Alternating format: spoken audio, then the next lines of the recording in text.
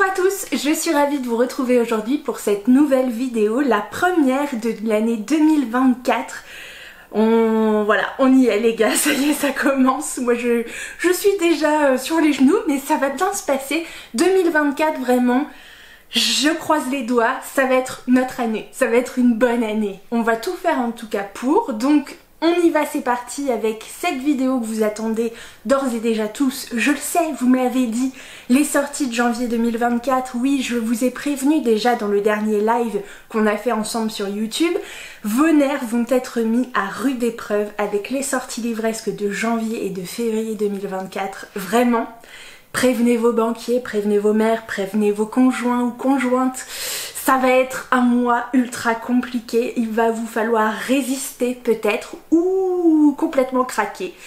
Au choix, voyez-moi comme un petit diable ou un petit ange, ça dépend du point de vue, mais en tout cas je ne pouvais pas ne pas vous communiquer toutes ces belles sorties qui nous arrivent dans le monde des livres en janvier 2024. Donc on ne perd pas plus de temps, je vous présente une trentaine de titres, on y va, c'est parti.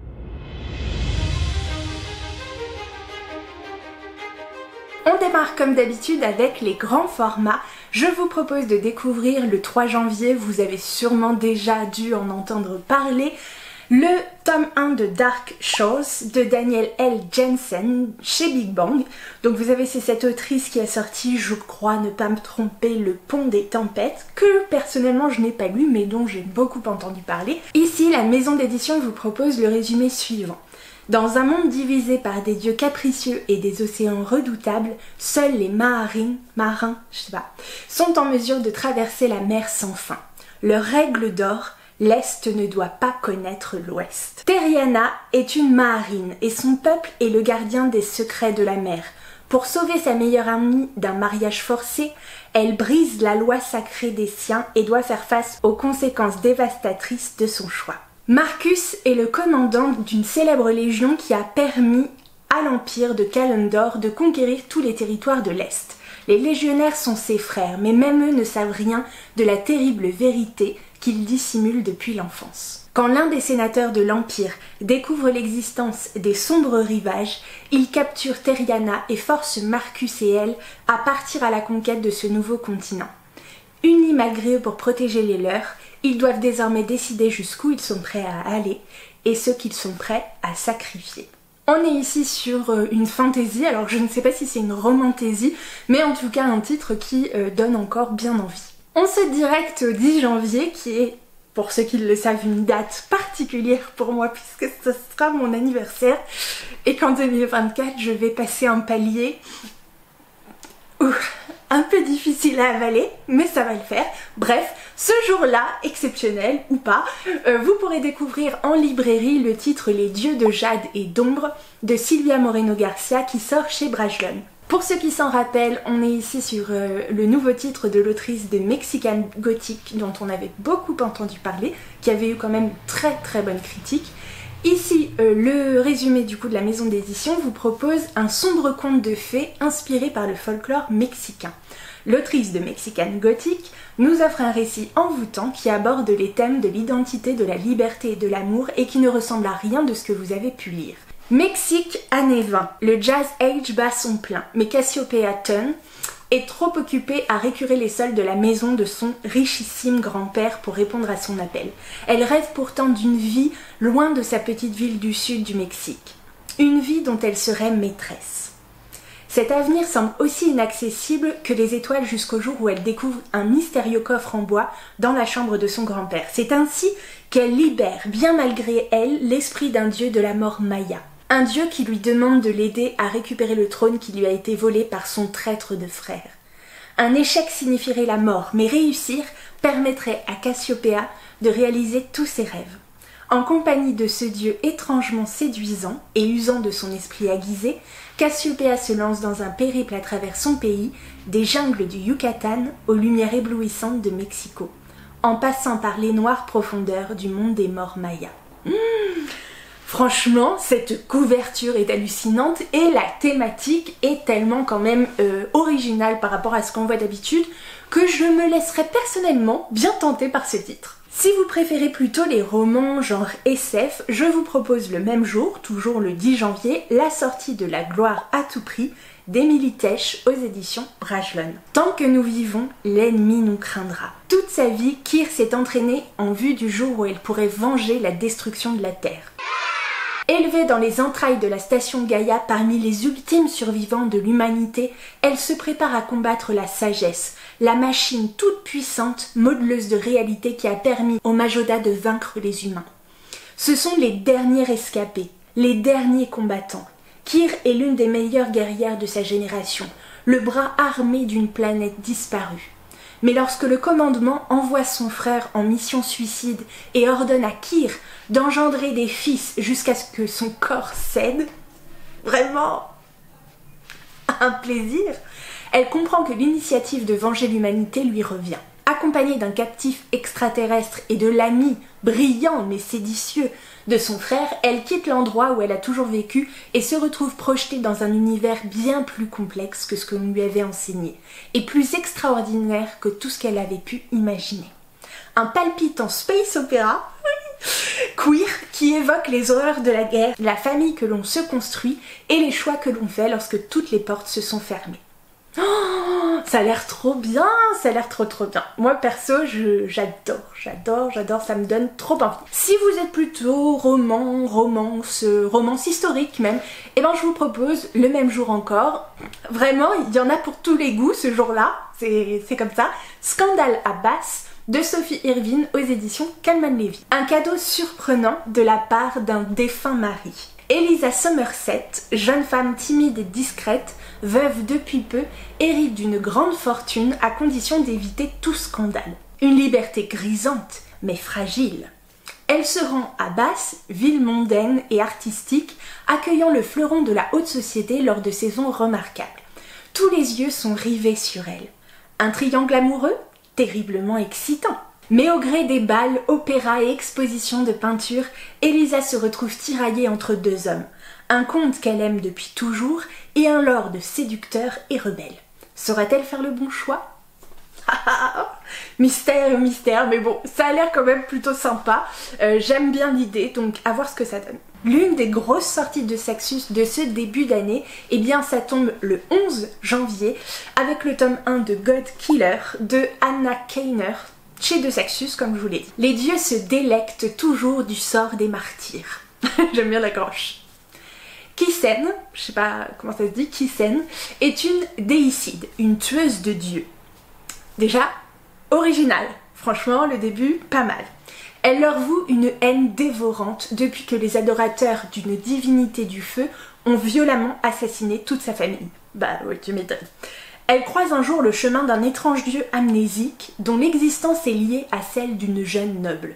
Ne pouvant le tuer sans prendre la vie de la petite fille, elle décide de les accompagner dans la cité en ruine de Blenraden afin d'obtenir les faveurs des derniers dieux sauvages qui y résident. Rejoint par un chevalier désabusé et poursuivi par de ténébreux démons prêts à tout pour les tuer, ils prennent conscience du rôle capital qu'ils auront à jouer pour sauver le monde de l'agonie. Bon, voilà, encore une belle fantaisie du coup, assez sympathique, avec quand même du coup l'idée d'une tueuse de dieu, j'aime assez. Donc voilà, à voir, et en plus, franchement, regardez le travail éditorial est hallucinant. Ça va être très compliqué de résister. Alors, autre genre, du coup, toujours le même jour, mais plutôt pour les fans de K-drama, on va dire ça comme ça, version un peu ado, sortie chez PKJ, du coup ce sera This Time It's Real d'Anne Liang. Donc l'article d'Elisa sur son petit ami est tellement beau, il donne envie de croire en l'amour. En une nuit, la vie d'Elisa est chamboulée. Vous voyez le truc venir, hein, c'est sûr.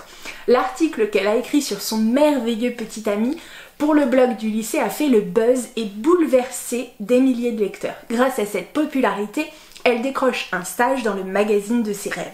Mais alors que tout le monde veut en savoir plus sur le fameux garçon, la jeune fille s'affole. Ouais, vous le sentez là arriver. Elle a tout inventé dans son article. Le garçon dont elle parle n'existe pas. Acculée, elle passe un marché avec le sublime Kaz Song, un élève de son lycée par ailleurs acteur montant de drama chinois, qui accepte de se faire passer pour son petit ami. Il multiplie les pseudo-rendez-vous amoureux et Elisa, qui découvre la sensibilité et la prévenance de Kaz, tombe peu à peu sous son charme. Ouais, voilà. Bon bref, c'est pas non plus révolutionnaire, mais voilà, si comme moi vous aimez les K-dramas ou les C-dramas ou bref, que sais-je, les dramas asiatiques, et bien voilà, vous allez probablement vous laisser tenter par ce petit roman qui a l'air quand même, somme toute, très très mignon. Alors si vous aimez la fantasy, et du coup la fantasy plutôt adulte, et là je fais... Enfin vraiment je mets des gros trigger warning, attention, c'est quand même réservé à un public averti. Donc il doit y avoir des scènes, du coup, voilà, déconseillées au moins de 18 ans, probablement. Et bien vous pourrez découvrir le 11 janvier le tome 1 des Territoires d'Alpha qui s'intitule Enlevé par le destin de Shannon Meyer aux éditions Roncière. Un général vampire, une humaine avec un secret, un jeu dont la récompense est la survie. On aime. Sienna s'est livrée à des esclavagistes pour rejoindre le territoire loup-garou et sauver son meilleur ami. Trop sympa. Mais son plan ne se déroule pas comme prévu. Bah non, sinon ça aurait été trop simple et le livre serait fini en 2 pages. La jeune femme est vendue aux vampires et forcée de prendre part au jeu de la moisson, une joute de séduction aux conséquences mortelles. Fils bâtard du roi et général de l'armée des vampires, Dominique n'a qu'un but, protéger son jeune frère Will contre la tyrannie de leur aîné, le prince Edmund, prêt à tout pour conserver le pouvoir. C'est sans compter sa rencontre avec Sienna. Un désir aussi sauvage qu'interdit naît entre l'humaine et le vampire. Mais dans un climat politique plein de violence, le moindre faux pas peut leur être fatal. Donc voilà, si ça vous tente, si vous voulez un truc un petit peu plus épicé et que vous aimez bien évidemment les vampires et la fantasy, eh bien foncez. Une sortie chez Rajo du coup qui fait déjà parler d'elle. Le 17 janvier, on pourra enfin découvrir le titre Ce don perfide d'Émilie Tiède, ou Tied, je sais pas comment ça se prononce, si c'est une auteure française ou pas. Bref, mariée 3 fois, veuve 3 fois. Pardon, c'est pas drôle du tout, mais je trouve ça assez cocasse comme début de... enfin comme introduction. Bref, chaque fois qu'elle et ça touche le partenaire qu'elle a choisi et dont elle doit magnifier la magie, il succombe sous la puissance de son don. Il faut pourtant qu'elle parvienne à maîtriser son pouvoir et vite, car bientôt tous les habitants de Saverio feront face à un fléau démoniaque qui pourrait les anéantir. Et c'est elle, la Finestra. Pourquoi j'ai pris cet accent, je ne sais pas. La Finestra que les dieux ont choisi pour défendre l'île. Or, elle ne peut y parvenir sans l'aide d'un fonte, ou fonte, je ne sais pas comment ça se prononce, un partenaire sélectionné parmi les quelques élus doués de magie. De plus en plus, on se défie d'elle, des rumeurs circulent, et sa vie est menacée. Alessa recrute alors un nouveau garde, Dante, un paria beau et cynique qui cache un sombre passé. Elle le comprend bientôt, Dante détient la clé de son destin et de son cœur. Ce qu'elle ignore, c'est s'il sera celui qui l'aidera à maîtriser son don ou celui qui la détruira une fois pour toutes. Ça a l'air trop bien, ça a l'air trop bien. Bon, après, c'est vrai qu'il y a quand même beaucoup de ce genre-là. Bon, alors certes que je vous présente, c'est pas les seuls genres qui sortent, mais des grosses sorties, il y a quand même beaucoup de ce genre littéraire-là qui sortent depuis quand même plusieurs mois, voire plusieurs années. Bon, j'ai peur un moment qu'on fasse le tour des choses et qu'on ait l'impression d'avoir que des redites. Mais voilà, il y a quand même des pépites, évidemment, dans le lot, c'est évident. Toujours le même jour, un titre qui change un petit peu, et j'ai bien aimé le ton un peu humoristique, un peu comique que ça a l'air de sous-entendre. Donc le 17 janvier, je vous propose de découvrir Comment j'ai un peu sauvé le monde de Sophie Chabanel aux éditions Bayard Jeunesse. Depuis le divorce de ses parents, Rose vit à Lyon avec sa mère. Son père, lui, se consacre exclusivement à son amour des motos. Ok. Au lycée, Rose cherche comment s'engager entre l'assaut féministe et les jeunes de Youth for Climate. C'est un concours organisé par la ville et une rencontre inattendue qui la mettent sur la piste. Elle décide d'installer un composteur dans son immeuble, car un petit effort tout simple peut changer bien des choses. Mais tous les résidents de l'immeuble ne sont pas décidés à sortir de leur zone de confort, et ils pourraient bien lui mettre des bâtons dans les roues. J'aime assez du coup la thématique de l'engagement adolescent et également écologique. Donc voilà, et en même temps de voir que même un petit début de changement, et ben c'est pas toujours si simple à mettre en place pour tout le monde. Donc voilà, je trouve que le ton a l'air assez... J'espère que en tout cas le trait d'humour qu'il y a dans le titre se retrouvera évidemment dans le roman, mais je n'en doute pas trop. Donc voilà, je me suis dit pourquoi pas. Évidemment, on y retourne, et cette fois avec une sortie très attendue chez Scrineo. Le 18 janvier, vous pourrez découvrir Les Féeries d'Eshad de Cindy Van Wilder Zanetti. Et si tout ce qui vous entourait n'était que des illusions qui dissimulent une sombre réalité. Entre Hunger Games, Stranger Things et Grisha, découvrez la face cachée du tournoi des Féeries d'Eshad. Plutôt prometteur comme introduction, n'est-ce pas? Je vous lis le résumé.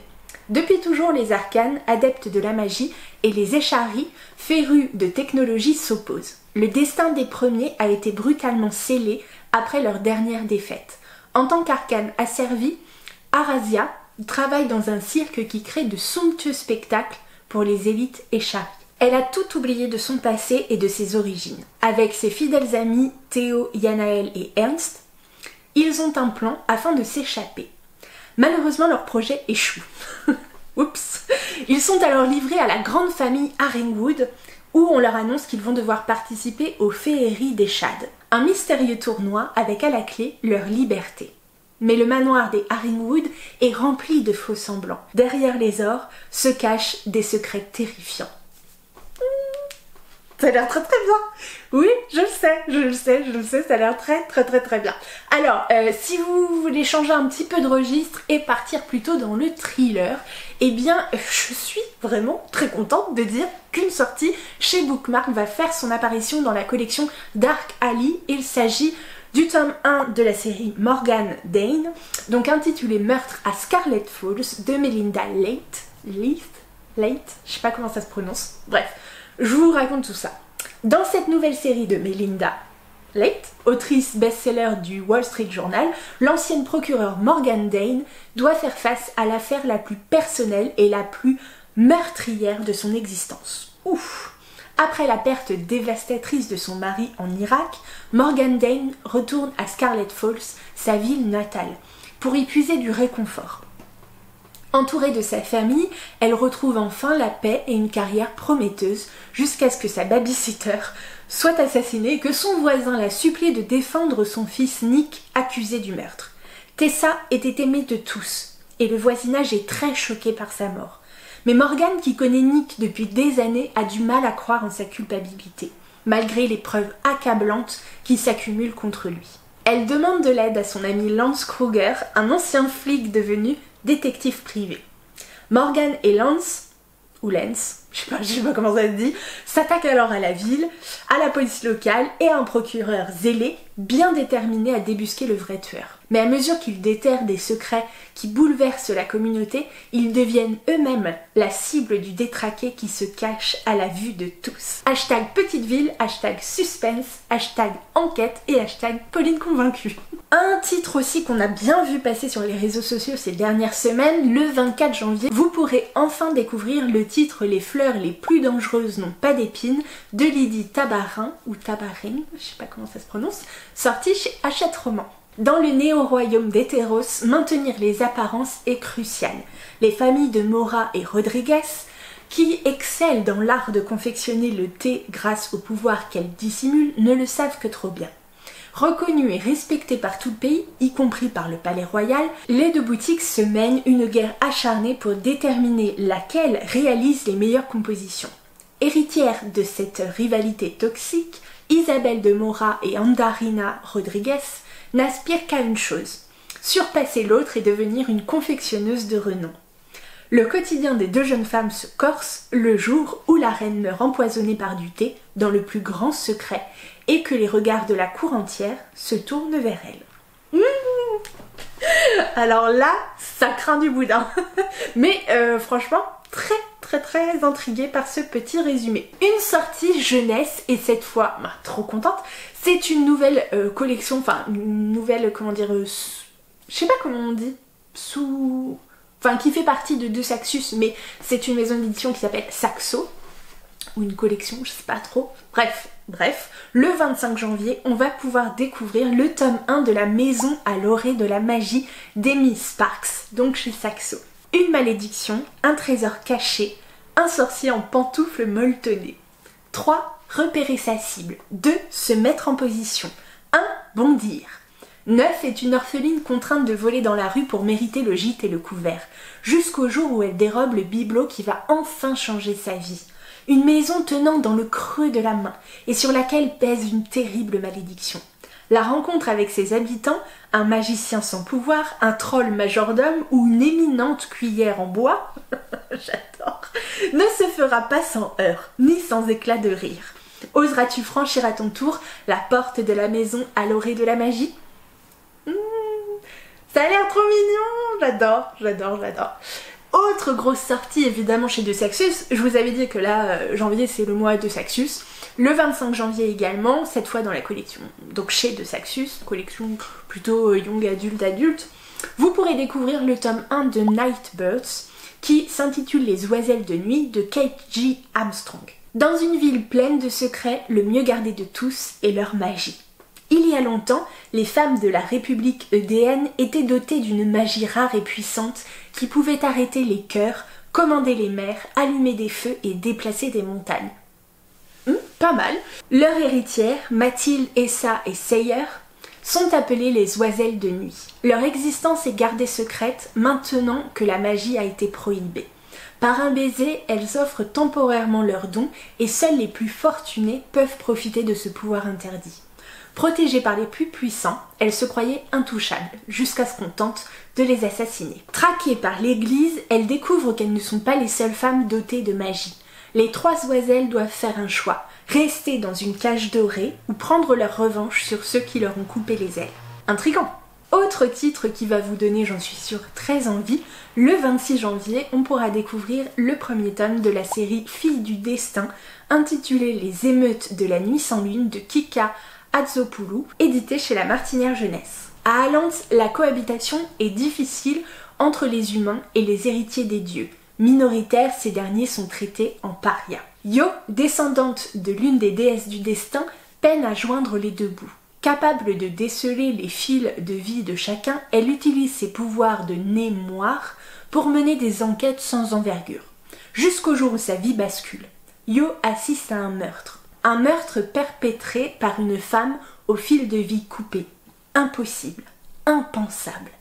Chargée de résoudre ce mystère plus politique qu'il n'y paraît, Yo est forcée de travailler avec celui qu'elle fuit depuis des années, Edei Runa, avec qui elle partage un fil d'argent, le désignant comme son âme sœur. On passe cette fois aux suites de grand format.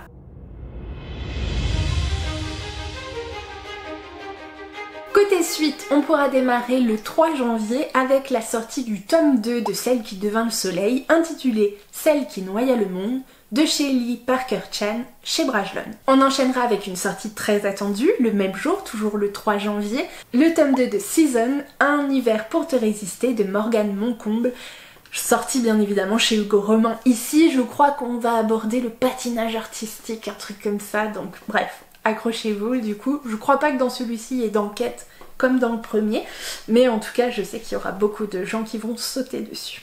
Dès le lendemain, le 4 janvier, vous pourrez découvrir un très bel ouvrage qui sort, le tome 2 de Belladonna, intitulé Foxglove de Adaline Grace, chez De Saxus. Si vous voulez encore de la romance, eh bien vous n'aurez pas à attendre longtemps, le 4 janvier également sort le tome 2 de Witchy Romance, donc vous savez la suite,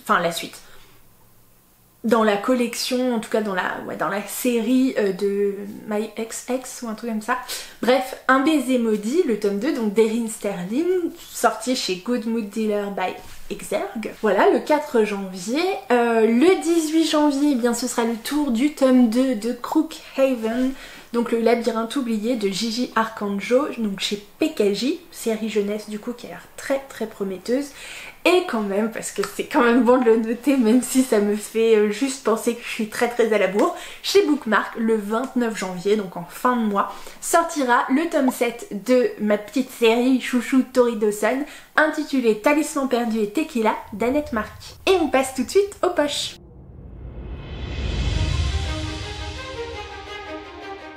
quelques petites sorties poches qui font bien plaisir quand même. Le 3 janvier, vous pourrez découvrir le tome 1 de l'Empire du Vampire de Jay Kristoff aux éditions J'ai lu. Pour ceux qui ne le connaissent pas, qui ne connaît pas, je vous lis quand même le résumé au cas où. Pendant près de 3 décennies, les vampires ont fait la guerre à l'humanité, construisant peu à peu leur empire éternel. Aujourd'hui, seules quelques étincelles de lumière subsistent dans une mer de ténèbres. Parmi elles, Gabriel de Léon, un saint d'argent, membre d'une confrérie œuvrant à la défense du royaume et de l'église. Mais même l'ordre d'argent n'a pu endiguer la marée, et Gabriel est maintenant seul. Emprisonné par les monstres qu'il a juré de détruire, le dernier saint d'argent est obligé de raconter son histoire, car il détient la clé de la quête du dernier espoir de l'humanité, le Saint Graal. Bref, ça donne très envie. Après, je vous avoue que Jay Kristoff, à part Aurora Squad, je crois que je n'ai rien lu. Je n'ai pas démarré, je n'ai pas commencé, je n'ai pas d'ailleurs dans ma bibliothèque Nevernight. Je sais pas, je suis pas hypée sur ce titre, mais apparemment j'aurais dû. Donc bref, mais en tout cas l'Empire du Vampire, c'est le moment de le découvrir en poche, et ça fait plaisir. Autre livre que j'avais repéré du coup en grand format et qui cette fois sort enfin en poche, et c'est le 10 janvier, elle s'en signe. Chute libre de T.J. Newman sort chez le livre de poche. Vous venez d'embarquer parmi 144 passagers sur un vol à destination de New York. Jusque-là, tout va bien. L'équipage vous a souhaité la bienvenue, tout se passera bien, sauf que, une demi-heure avant le décollage, la femme et les enfants du pilote sont kidnappés. Et ça, vous ne le savez pas. Si le pilote veut sauver sa famille, il doit crasher l'avion. Bon vol! Ça m'a trop fait, vraiment ce résumé m'a trop fait creuser en me disant ah mon dieu, je veux savoir ce qui se passe, je veux savoir ce qui se passe. Après peut-être que c'est un flop et que c'est... je sais pas, j'ai pas eu trop de retours sur ce livre. N'hésitez pas si vous l'avez lu à m'en parler en commentaire, parce que vraiment il me tente trop, mais j'ai peur d'être ultra déçue. En tout cas je trouve que le pitch est ultra intriguant. Autre titre qui sort également en poche, cette fois le 18 janvier, le tome 1 des Royaumes Immobiles, La Princesse sans visage. Vous avez vu cette couverture partout évidemment, d'Ariel Holz, cette fois chez Pocket. Un roman fantastique de haute volée dans l'univers sombre et mystérieux des Fae. Je sais pas ce que c'est. Bref. Dans les Royaumes Immobiles, l'existence est contrôlée par 4 monarques. Sans eux, la réalité serait réduite à un flot d'énergie magique et chaotique. Or, le trône d'automne, vacant depuis trop longtemps, menace cet équilibre. Il faut lancer un nouveau sacre. 7 jeunes femmes peuvent y prétendre. La compétition sera sans pitié. Ivy est candidate malgré elle. À 18 ans, elle a passé toute son existence cachée derrière les murs de son manoir et les parois de son masque. Elle est une belle à mourir. Quiconque voit son visage est pris de folie meurtrière ou suicidaire. Propulsée dans le monde des Cides, la noblesse des fées, au cœur de manigances qui la dépassent, elle va devoir puiser dans ses ressources pour survivre. Un chemin qui l'amènera bien plus loin qu'elle ne l'aurait imaginé. Franchement, ce petit fantasy là, il a l'air incroyable. Bref, on passe cette fois direct au manga.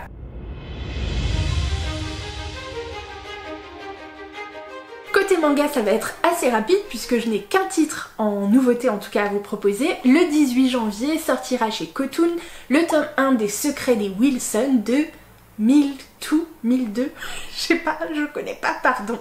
Suivez le jeu de piste qui vous mènera jusqu'à l'héritage. Si Liam Wilson était connu pour être l'un des plus riches promoteurs immobiliers de son époque, pour Anna, il était avant tout un grand-père aimant qui lui envoyait à chaque anniversaire un livre. À sa mort, elle découvre qu'elle est son unique héritière grâce à des énigmes qu'elle seule peut résoudre. Ce jeu de piste va déterrer des secrets familiaux enfouis depuis des années. Oh, ça a l'air trop bien! Bref, j'ai super hâte.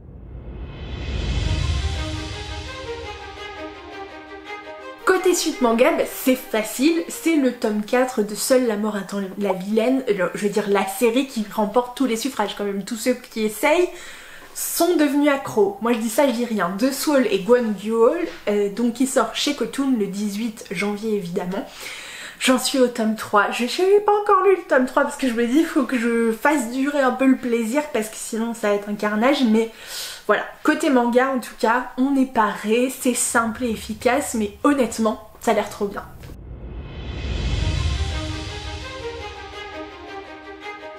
Côté BD, j'ai vraiment une très jolie sélection à vous proposer en ce mois de janvier. Dès le 10 janvier, vous pourrez découvrir le volume 1, donc histoire complète de Léonard, qui s'intitule La barbe du Ouéran, de Isabelle Botian et Anne-Catherine Hoth, qui sort chez Draco. Une aventure médiévale animalière, drôle et trépidante, inspirée d'une légende vosgienne, portée par des personnages forts culbutant les clichés. Intrépide, gaffeuse mais guerrière prometteuse, Léonard rêve d'aventures dans lesquelles elle entraîne la princesse Eldorise, sa meilleure amie. Changée en goupille par une formule magique trompeuse, elle est chassée du château et pour retrouver son apparence, doit s'improviser émissaire auprès d'ennemis tous plus butés les uns que les autres. Ça promet. C'est alors qu'apparaît le Ouéran, géant aux fessiers cornus, qui aime réchauffer sa barbe au coin du feu mais apprécie peu que sa forêt se transforme en champ de bataille. Comment la jeune fille, ou la jeune renarde, parviendra-t-elle à éviter une guerre entre toutes ces têtes de mules? Voilà, une petite série jeunesse, je pense, qui a l'air fort sympathique. Autre titre qui sort enfin le 12 janvier, c'est un titre dont je vous ai déjà parlé puisque c'était un projet, alors je sais pas si c'était un projet du coup financement participatif, etc. Mais il sort enfin là le 12 janvier, c'est le Limbo Hotel d'Enrique Fernandez qui sort chez Spaceman Project. Donc je vous en reparle un petit peu quand même, je vous fais le résumé parce que vraiment cette bande dessinée m'a l'air tellement belle que voilà, je vous en parle une deuxième fois. Même si c'est vraiment de moi-même, j'ai aucune collaboration, rien du tout, c'est vraiment gratuit. Voilà. Aiden, qui veut dire petit feu en celte, vit au Limbo Hotel Village, un hameau en bord de mer quelque part en Écosse, déserté de tous ses habitants. Et Aiden est en effet la petite lueur d'espoir du patron du Limbo Hotel, un bel endroit qui n'accueille plus d'hôtes depuis bien longtemps. Depuis le drame qui a plongé cet homme dans le désespoir et fait fuir tous les habitants du village. Le marin manchot et bourru reconverti en gérant d'hôtel a perdu sa femme enceinte lors d'une nuit d'orage. Depuis, il répète inlassablement les mêmes tâches dans les différentes maisons du village et il attend un message de l'au-delà en décryptant les mots composés par les lettres peintes sur le pelage de ses moutons. Une nuit, il va recueillir un bébé orphelin qui arrive dans une roulotte, sa mère morte à ses côtés. Ce sera Aiden, le héros de notre histoire. Ah, je sais pas vous, mais moi j'ai la chair de poule, vraiment. J'ai trop envie de découvrir ce titre. Je suis déjà, conquise par le résumé et par le graphisme, donc allez-y. Ensuite, le 19 janvier, vous pourrez découvrir le tome 1 du Monde des Cancres, intitulé Sous l'école, de Nicolas Barry, Nina Phillips et Justine Cunha, sorti chez Dupuis. Saint-Joseph est un internat d'excellence, aux résultats inégalés et à la discipline exemplaire. Du moins, en apparence. Car dans les sous-sols se cache une partie secrète et escamotée, construite par la directrice, afin de remettre les mauvais élèves et les récalcitrants dans le droit chemin. Mieux vaut ne pas être collé et envoyé là-bas. Des salles de punition incroyables y ont été installées avec de véritables épreuves à passer et des machines en guise d'enseignants. Au secours. Un récit d'aventure pour la jeunesse, imaginé par Nicolas Barry, réalisateur du film Le Petit Spirou, et conçu à la manière d'un dessin animé pour la famille avec la palette graphique de Justine Cunha. Autre salle, autre ambiance, mais toujours le même jour, découvrez le tome 1 de la série Tokyo Mystery Café, intitulé La disparue d'Akiba, de l'atelier Sento, sorti chez Dupuis. Tout juste arrivé au Japon, Naël, aspirant mangaka, est déboussolé par sa découverte de Tokyo. S'il a récemment trouvé un logement, intégrer un atelier d'auteur ou une maison d'édition lui apparaît vite comme un défi insurmontable. Et lorsque sa mystérieuse voisine se fait enlever et qu'il est lui-même pris en chasse, il va découvrir un tout autre aspect de la capitale nippone. Ces mésaventures vont l'amener à rencontrer Soba, une jeune collégienne un peu en marge et un étonnant patron qui offre à celui qui pousse la porte de son restaurant les meilleurs plats nippons et ses services de détective. Malgré lui, il va partir à la recherche de l'inconnu disparu.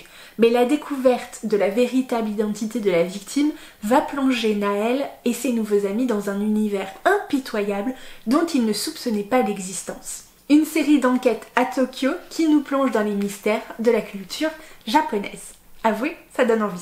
Et pour finir sur les nouveautés, je vous propose le dernier jour, le 31 janvier, de découvrir La Venise des Louves, histoire complète d'Aurélie Wellenstein et Emanuele Contarini chez Draco. Dans une Venise de fantaisie ravagée par des attentats surréalistes, un rescapé et ses alliés dissimulés sous des masques de loups cherchent à comprendre qui sont les terroristes qui ont détruit leur vie.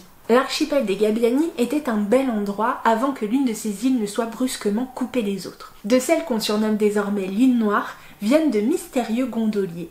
Ils sillonnent les canaux, exigeant des impôts exorbitants, et si les habitants ne se soumettent pas, un attentat ravage leur quartier de bombes surréalistes qui déforment, dispersent, désagrègent ou effacent leurs victimes.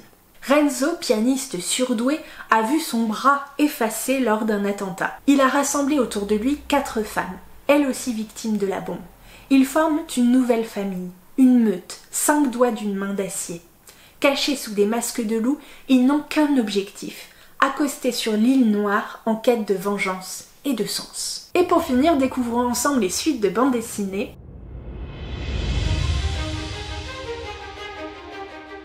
Le 3 janvier, on pourra enfin découvrir le tome 2 de la série Brume, intitulée La forêt des âmes perdues de Jérôme Pellissier et Karine Indé chez Glénat. Je vous propose ensuite le titre qui sort chez Dupuis le 12 janvier. Il s'agit du tome 4 de La Sentinelle du Petit Peuple, intitulé La vengeance des gobelins de Carbone, Véronique Barrault et Charline Forms.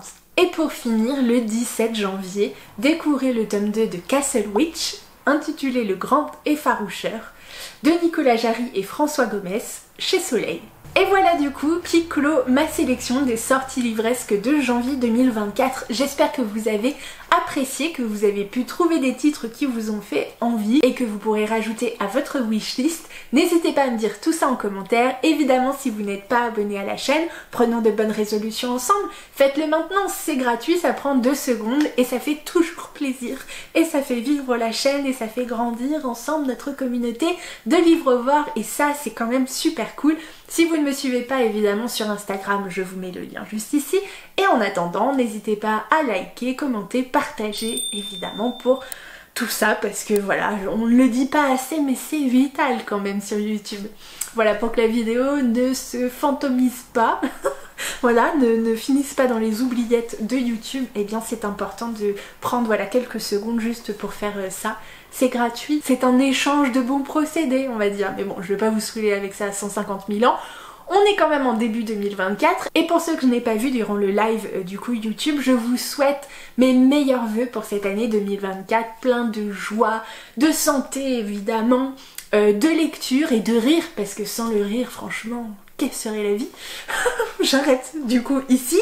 Je suis super pressée donc il faut que je me coupe là. Voilà, donc je vais arrêter maintenant. Évidemment comme d'habitude je vous dis à très bientôt pour une prochaine vidéo et je vous fais plein de gros bisous.